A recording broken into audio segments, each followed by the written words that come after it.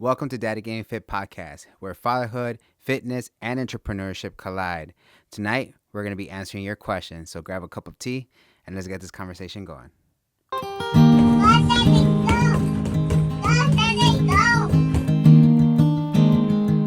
Finally, the questions that you guys have sent me are finally going to be answered. And I can't believe it, but we're going to be addressing the elephant in the room with the first two questions. So the first question goes, what inspired you to grow out a goatee? Laugh out loud. All right, so basically what happened was that, number one, my wife has always wanted me to grow out the mustache. But I can say that I am a late bloomer because this is as far at, if we can get a close up on the mustache. Okay, so this is as much as I ever had. So I would say at this point I am a super late bloomer. There you go, bloomer. So it all happened because basically like a month ago I kind of, I needed to get a new shaver, so I didn't shave for like about a week, and the scuff started coming out. So my wife made a poll, and she was like, "Hey, should Jesus grow it out? Should he not grow it out?" And even though a lot more people said no, I had told my wife, like, you know what, let's give it a go. I never really grew out a mustache, or most likely, I didn't think I ever could, because honestly, I really never, even when I did try it never really grew out. And when it did grow out, it would grow here, here, here. It was so patchy. It was so bad. So basically, I'm almost a month in, and so September 15th, it would be exactly 1 month since I started growing. And right now, you guys have no idea how bad I want to just shave it, because sometimes it's itchy, and then I'll touch my face. And remember, I really never had a mustache, so this is very new to me. All right, so it feels a little weird, and I know for those that have been knowing me for the longest time, I know it's weird for you guys too to see me like this. I get it. So let's answer the second question. All right, how do you feel with this new look of yours? Never seen you with a beard and a mustache. Look, it's slowly growing on me, yes, but it really is. It's really taking my patience. Like I said earlier, sometimes it's itchy, so I actually investigated, and I guess you actually have to buy products for a mustache and a beard. Mind you, mine is not all that, but now I can only imagine when people have like a full blown grown beard. You have to get beard oil, and you have to get beard balm, and all this stuff. It's crazy, but it makes sense. I mean, the beard oil is basically for the itchiness and stuff like that. Um, but yeah, I mean, it's growing out on me. I know I have gotten some private messages already talking about like, shave it off. It's not you. Hey, what's going on? And today I actually had someone straight out, flat out tell me, it's like, hey, are you okay? Like, cause I seen better days, and it looks like you're going through it. Like, you're looking very rough. So I couldn't help it, but I started laughing, and then I explained to him like, no, I'm growing it out and stuff like that. Except right now we're going through that ugly, patchy, rough stage. So that's where I'm at right now. But hopefully it actually does grow out, and we'll see. So I do have someone that already reached out to me offering to clean it up for me. So I will definitely reach out to you after the month is up to see where we at. But yeah, we'll see what happens. Is reinvent myself. And no, I am not going through a midlife crisis, you guys. I am A-okay, okay? I know I'm 35 years old, but I am not going through a midlife crisis, I promise. All right, question number 3. How has becoming a dad changed your perspective of what success is? Business and family. Now, this is a really good question. So, before I got married and before I had, obviously, my beautiful daughter, Jade, and my beautiful wife, Nancy, to me, success was basically, driving the fancy cars, going out to eat at the fancy places, and dressing up nice, you know. But now in reality, success for me and family is having that quality time, being able to really enjoy a day without working. Because seriously, guys, right now I feel like I just been, you know, working every day, hustling every day, and I'll grab some bits here, some bits there to like be with my family, watch a movie and stuff like that. But the days where I don't really have to do anything, guys, to me those days are glorious. To me, that is success. The fact that you get to really enjoy and not stress out for that one day, that to me is success. And I guess in a way too for family, it's just having those meaningful moments. For example, me and my wife, we started doing, because like I said, we've been really, really busy. So one of the things that we started implementing and was that at least once a week or at least once every 2 weeks, we would go on a date. Because guys, sometimes it's easy to get lost in the hustle that you kind of forget of why you're doing it. So having those moments to like really spend with my wife, either it's watching a movie, going out for a walk, or going out for dinner, going out for lunch without having our daughter. It's just great because number one, it helps cultivate our marriage, but also from that, it helps us build, and it kind of also helps us refresh and just keep growing on that. Business wise, honestly, it's like I have a purpose now. It's not just working and slaving for that fancy car, or those that being have chance to basically go out in restaurants and stuff like that. For me now, it's like, okay, now I want to build a business where basically it's operating without me being there, and giving me the time freedom and the money freedom to be able to not just be with my family, but spend that quality time with my family. Because seriously, guys, it's when you're in that hustle, you tend to like, when I was basically single, basically I would just work, work, work, and then spend my money, spend my money, spend my money. But now it's like we work, work, work, and then instead of just spend, spend, spend, because you don't want to replace your time with your family just by you be like, all right, you know what, I can't be there, but here's the money. No, it's like you want to be part of that. So in the business side, is like for me, real success in the business is like, all right, I want to be able to work so hard where the businesses run by themselves without me being present. And to me, that's true success, because nobody wants to be in a business, slaving away, because then this point, it's not really a business. It's more like a job. You created a job for yourself. So that is my new mindset when it comes to business and family. But yeah, so let's go to question number 4. What's one thing you hope your daughter learns from seeing you and your wife build your business? Um, what's one thing? So one thing I really want Jay to learn is to chase your dreams. So chase your dreams. It's not gonna be hard. I mean, it's not gonna be hard. It's not gonna be easy. It's gonna be hard, but you persist. You keep on going. You slave away.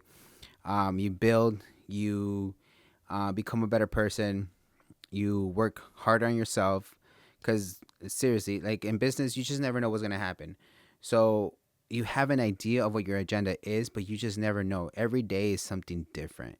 So in reality, I just hope that she gets that resilience from us, and that burning sensation of wanting to build something. So I really hope that that's something that she can grow on, and just be a great people person.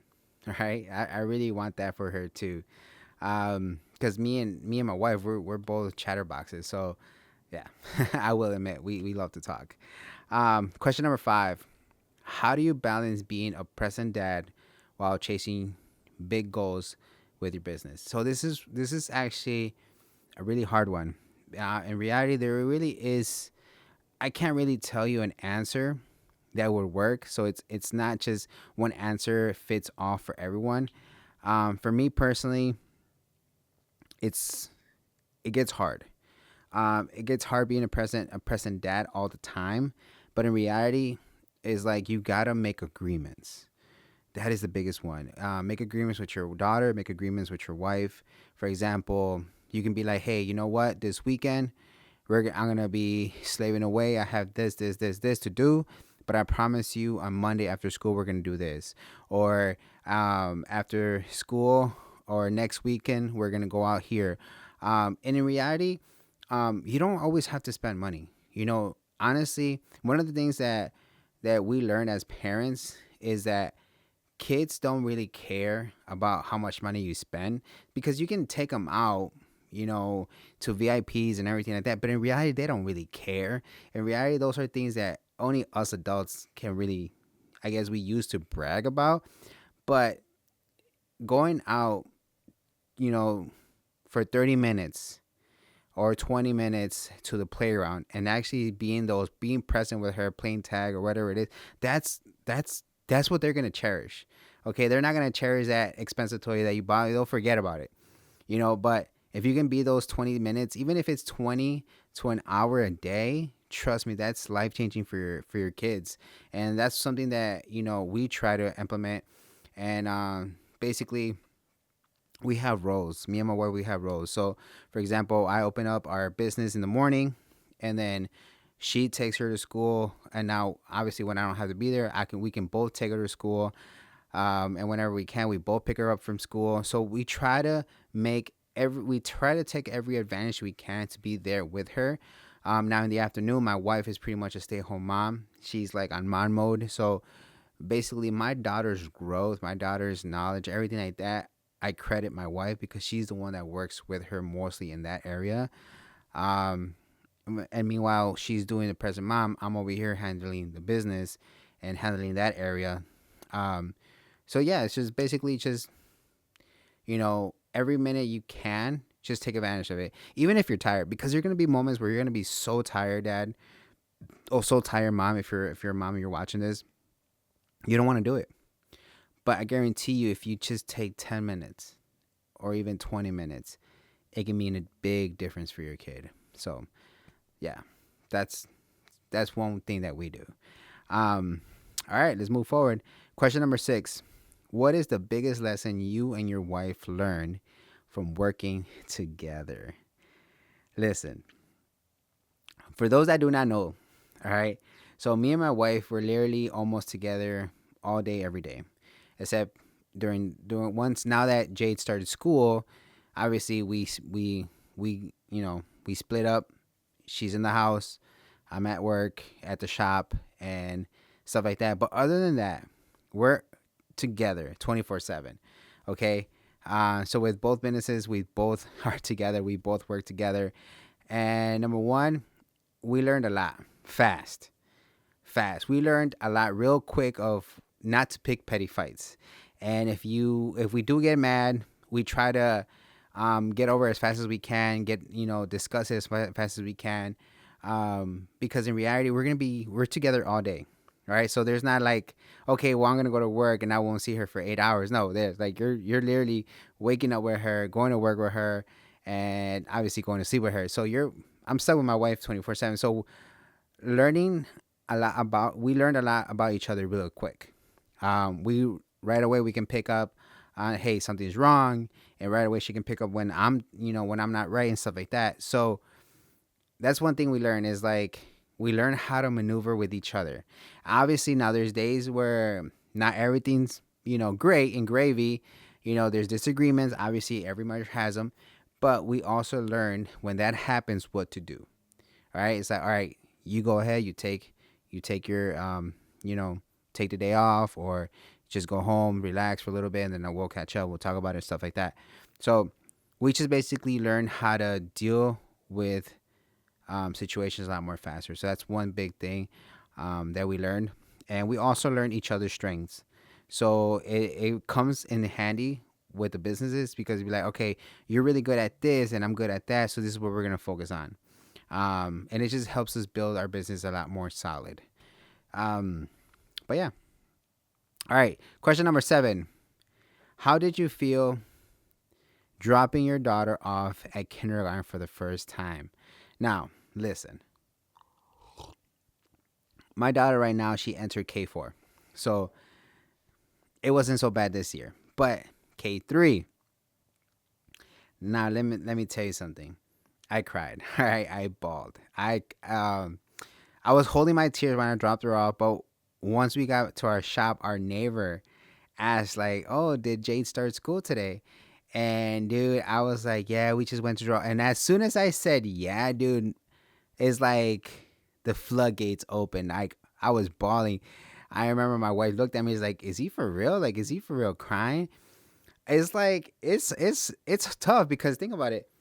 Bef- since she was a baby, she's been at the shop with us, and as she grew up, basically she got to be. A lot of my clients got to know her, so it's so weird because I guess what made me bawl is the fact that I was so used to for her to be next to me or within the same room while I was with my clients in the back training them or having conversations with them. So she was always there.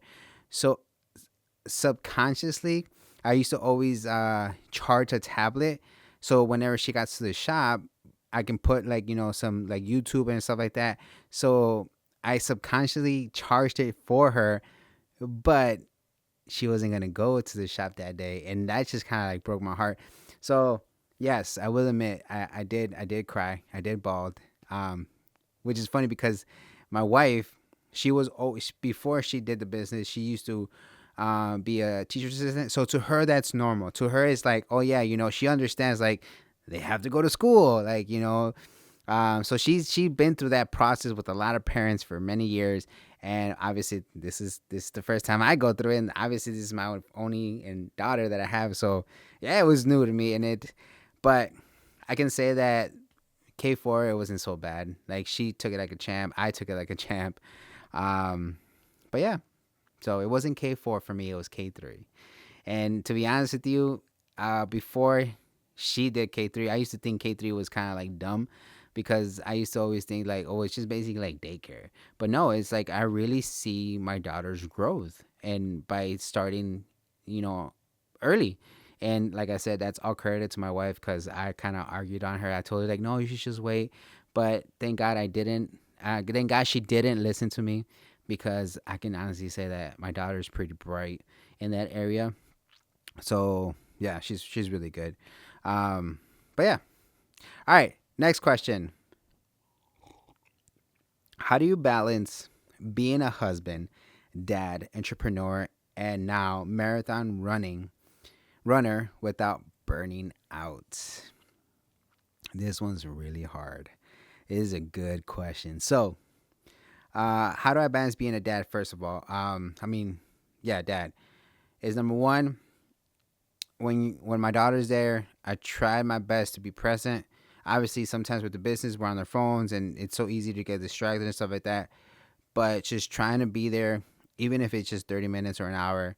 I know my wife has to sometimes remind me because I get distracted really easily. So, um, yeah. So thank you, babe, for keeping me on check on that one. Husband, we try to create our dates, and we also have our moments too. Sometimes we'll talk about the Bible, or sometimes we'll talk about, hey, what did you learn today? Or hey, check this out, I listened to an audio, and stuff like that, right? Um, and then whenever we have that alone time to just really, really cherish that and really, take that moment in.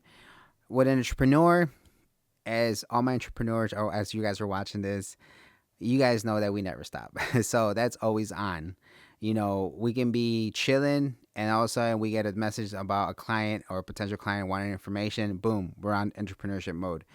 Um, but yeah, guys, so one of the things is balancing my agenda. So what I was telling my wife is that once I get to a shop, I'm on this mode. Once it gets to this time, I'm on this mode. Once we get out of the shop at 1, all right, what do you guys want to do? What do you want to do? What do you have planned for us? Okay, great. So then at this point, I become dad and husband. But once I drop them off, I'm back to being an entrepreneur. And then with the running and the marathon training, I go based on an app. So it tells me what day I have to run how many miles. And then based on how many miles, I try to weave in what are the downtimes and when can I add that in. For example, I learned that it's either I wake up really early and I get my runs in, so like that it does not intervene whatever the family plan is for the day, or I do them very late. For example, right now my daughter's going to sleep, so it would be a perfect time to basically go out for a run. In this case, we're doing this video, which I've been trying to do this video for a while, but it's just learning your agenda and learning how and where you can manage everything. But at this point, an agenda, is going to be your best friend. There is no way you can do it without an agenda. Trust me on this one. All right. Question number 9. After 17 years as an entrepreneur, what's the biggest lesson you learned that you want to pass down to your daughter? One of the biggest lessons that I learned is that do whatever you think is right. One, and two, who cares? Okay, who cares what every other person thinks? It doesn't matter if they don't see your vision. Just do it. Do it. Because sometimes the vision was given to us. And sometimes we want to have someone validate that in order for us to feel comfortable to get out of our comfort zone. But listen, if you have that burning desire or you have that idea, for example, I have this podcast idea, and honestly, I'm pretty nervous about it. That's why I've been procrastinating so much on recording these videos, because I don't even know if it's going to be good enough. I don't even know if anyone's even going to like it. I don't even know if anyone's going to watch it to the end. But you know what? I'm willing to get out of my comfort zone to try, because I'm so worried of what everyone's going to say, but I'm not focused on the impact we can have on others. And at the end of the day, everyone's always going to judge you based on their own experience and based on what their own capabilities are. So the one thing I was telling my daughter is just go for it, hon. If you have that burning desire to make it happen, then do it. Just go. Don't worry about anyone. And if they can't see your vision, don't worry about it. Show them. All right? Just show them with results. All right, question number 10. What was the turning point that made you commit to fitness and running for your first marathon? So this is a really good question. So the one thing that really clicked on me, and I was like, you know what? I want to do this. Like, this is something that I want to do. One, because I used to run back in the day. But for me, the turning point was this year when I got to see my sister-in-law run her first half marathon. And we went to go cheer for her, and the excitement of the people cheering and the energy. I just loved that. I missed that. I was like, I want that. I craved it. I was like, I want to feel that again. So I was like, and I was, after that moment, after we cheered her on, I was like, you know what? That just clicked in my head. And I was telling my wife, I was like, you know what? Do you think I could do a marathon? And she flat out just said, oh yeah, I think you can. So if it wasn't for my wife's encouraging words, like, honestly, I don't think I would actually be training. But sometimes we just need that validation, right? But for us husbands, it's our wives. And it can be vice versa. For our wives, it can be us husbands. So if you're married and you're watching this, encourage your spouse, okay? Because you just never know. Just sometimes they don't really care what anyone says but your own spouse. For example, for me, I care about the opinion of my wife, because that motivates me. Because at the end of the day, we're building life together. We're building our empire together. So if there's something that my wife doesn't like or doesn't agree on or doesn't approve on, is like, okay, well, then maybe I shouldn't do it. But when she full blows on, when she gave me that, you can do this, that empowered me so much that I was like, all right, you're right. I can do this. I can really do this. And there's been times when I've been training, and like, for example, when I first did my 16 miles, I was mapping it out, and she flat out was like, you can do it in under 3 hours, right? And I was like, I think so. And she's like, no, I think you can, because you don't have more than 3 hours to finish. So you got to do it in 3 hours. And I was like, all right, let's do it in 3 hours then. Let's go. So it's like her conviction of her believing that I'm that good makes me feel like, you're right, I can do this. So when I ran the 16 miles, I actually did it in 2 hours and 57 minutes. And when I finished it, I was just like, oh my God, my babe was right. So those words of encouragement mean a lot. But the biggest thing was just seeing my sister-in-law run her first half marathon. That just fired me up. And now we're running a full marathon this October 5th, 26.2 miles.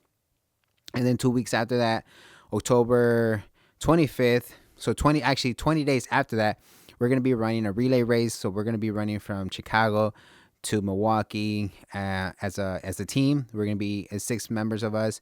So we're going to be the um, uh, the cheese chasers. I think that's our team called. I think that's what it's called. I can't remember right now, but yeah. So stay up. Well, I'll keep you guys updated on that. So I'm actually really excited about that. All right, moving forward. Question number 11. With your marathon in October, what has been the toughest part of training mentally and physically?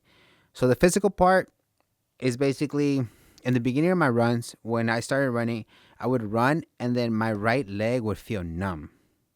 So when I first started running those few miles, I was like, yeah, I don't think I can run 26.2 miles if this is going to be happening at mile 2. But I slowly learned, obviously, about nutrition, proper nutrition, how much sodium we should be consuming before our runs and stuff like that.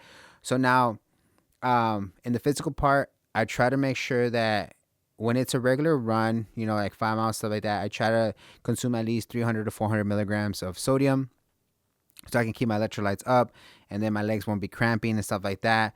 So, and then when I do my long runs, I make sure to bump up the sodium between 600 to 800 milligrams. And then I'll take some, some electrolytes for my long runs. Also, what I eat the night before has been a big change too. For example, when my long runs, I try to eat more carbs. I try to stay away from high protein or high fibers just because the next following day, if I do that, it can really mess up with my stomach. And yeah, we don't want to be, being on a long run, being in the middle of the trail, and all of a sudden you have to go to the bathroom. That is the worst. Okay, guys. So that's the physical part. The mental part is, it didn't actually start happening because before this moment, I used to always run 1 mile, 2 miles, but I would stop and kind of like walk a little bit and then keep going. But it didn't happen until the first time when I ran actually with my sister-in-law, and we ran 8 miles together for the first time. And she told me straight up, she's like, you know what? I was brushing my teeth today and I promised that I was not going to stop. So then I was like, all right, let's do it. Let's do this. Like, I really took that at heart. I was like, all right, we're not stopping then. She's not stopping. I'm not stopping. Let's go. So that's when I learned about obviously pacing and stuff like that as well. So we kept up with each other for 8 miles. And to me, running those 8 miles without stopping clicked. So now every time I start running, I don't stop until I finish. I don't stop when I'm tired, because there's been many times when like the side of my leg will kind of hurt, and I would just basically like there was one time where it started hurting on the side, and I kind of hopped it out, and I just kind of finished. I think it was at that time it was 12 miles. So there was a moment when I ran the 12 miles, and in the middle of the 12 miles, the side of my knee, well, not my knee, but my leg started hurting. So I had two options: either I walk the remaining 6 miles, or I just finish running the 6 miles. So what I did, I didn't run at my full pace, but I pretty much ran the remaining 6 miles at a pretty decent pace. At one point, I kind of started hopping, because I realized that when I would hop, it would kind of like massage the side of my leg, and it would give me that strength to keep on going. And yeah, basically I just finished it. That was the one time. And then there was another time where my legs were just cramping up. Thank God that I had some electrolytes, but still, like, they were cramping up, like it didn't matter. And I was just like, oh my God, this is getting hard. But the fact that I pushed through it and I finished the runs, that just gave me encouragement of like, all right, you can do this, Jesus. Like, you just have to take your time, pace yourself properly, and make sure as long as you got electrolytes on you, you're good. You're golden. Just give yourself the permission to go for it, but don't stop. And I always tell myself, you can slow down, Jesus, but you can't stop moving. You can slow down, but you can't stop moving. So the mental part is that. It's just basically you got to keep on going. You got to keep on going. You got to keep on going. You got to keep on going. And then luckily by that mindset, mind you, I I used to run before, but like I said, I used to always stop.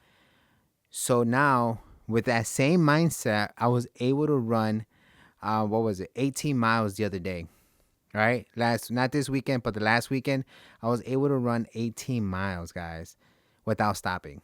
So it's a lot of it's mindset, a lot of it's just, and one of the things that really helped me out is I guess it's the way my brain works. It's kind of weird because so the day that I ran the 18 miles, we got to our location where we usually have our Saturday run clubs. We got to Discovery World, and then from there, I mapped out a route that would take me would basically it would do 13 miles. So I would go basically 6.5 miles one way and then circle back 6.5, so that would be 13 miles, and then from the starting point of where I started my run to my shop was another 5 miles. So in my head, once I did the 13.5 miles, it like it resetted. So I was like, all right, we're done with 13 miles. Now let's just focus on running 5 miles. So having that mindset shift, instead of focusing on my whole run, I basically divided it on two parts. All right, let's run these 13 miles. Great. We've done this before. We've been here before, Jesus. We got this. So I ran those 13 miles. Great. All right, now you're going to shift your mindset. Now you just got to focus on running 5 miles. And that, believe it or not, that mental thought is what helped me get through my 18 miles. It's just thinking like that, instead of thinking, oh my God, you've been running for 15 miles. Now you've been running for 6 miles. But it's just that. And one of the biggest things for anyone that's out here and that's starting to run, don't do the biggest mistake that I did, which is basically look at your watch every mile. Because the day that I ran the 18 miles, this first 16 miles, they were smooth. I didn't really look at my watch. I was great. But where I messed up is that my watch threw me off and it said 16 miles. So I was like, hold on. That means I got 2 more miles. And once I had those 2 miles to go, I kept consistently looking. It's like, okay, oh my God, it's 16.5, 16.8. And those last 2 miles were just the longest miles of my life. So, word of advice, if you guys have a Strava app or Garmin, keep that thing on silent where it doesn't tell you what mile you're in because it will mess up with your psyche. Trust me on this one. But yeah, guys, so just start running and just try not to stop. And one of the biggest things that I teach some of my students is like from the boot camp that I have is like when we run a lap, I was telling them just try to run in one lap without stopping. And the reason why I tell them one lap is because I want them to prove it to themselves that they can do it. Because if you can run one lap, you can run 2 laps. Then you can run 3 laps. And eventually you can run 1 mile and then 2 miles. But it starts small. And once you can convince your brain, because your brain is wired to protect you from pain. And if you're suffering while you're running, guess what? It's not going to be very enjoyable. All right. So you want to be able to convince your brain and show it that, hey, I can do this. Okay. So it's basically learning how to quiet the little negative voices in our shoulders. Right. But yeah. All right. So for the last question number 12. When your daughter looks back years from now, what do you hope she remembers most about her dad during this season of life? Ooh, that's a tough one. What would I like for Jay to remember of me at this season? That dad never gave up. That dad was there. That dad was active. That dad played with me. That dad, played with my toys. That dad was a strong man, was a fast man. I just want that image of me engraved in her head. But for me, in order to do that, is that number 1, I gotta be present, and number 2, I can't quit. I gotta show her. I gotta take her to the marathons. I gotta show her that Daddy won a medal, and I want that to be I want that image in her. Like my dad worked out, my mom worked out, and the other day I actually saw an article saying that kids that grew up with parents that are active, to them movement, it becomes so normal, and that as they grow up to become adults, exercise is just so normal to them. So it's like I want that for my kid. I want that for my daughter. I want that for her to just have that image that mommy and daddy were active, and mommy and daddy were athletes, and mommy and daddy you know, were there for me, would play with me, and mommy and daddy, we had some great times. That's what I really want. And because obviously, like the business, she probably won't understand, or anything like that, like nothing. But what I really want is that, like, I want her to have a lot of fun memories with me and mommy. So that's the one thing that I want my daughter to look back to and be like, yeah, I remember my dad used to, he would run and everything like that. Or my dad he's so strong, he used to be able to lift this, and whatever. But that's pretty much what I would want. I would want my daughter to have that engraved in her head. But yeah.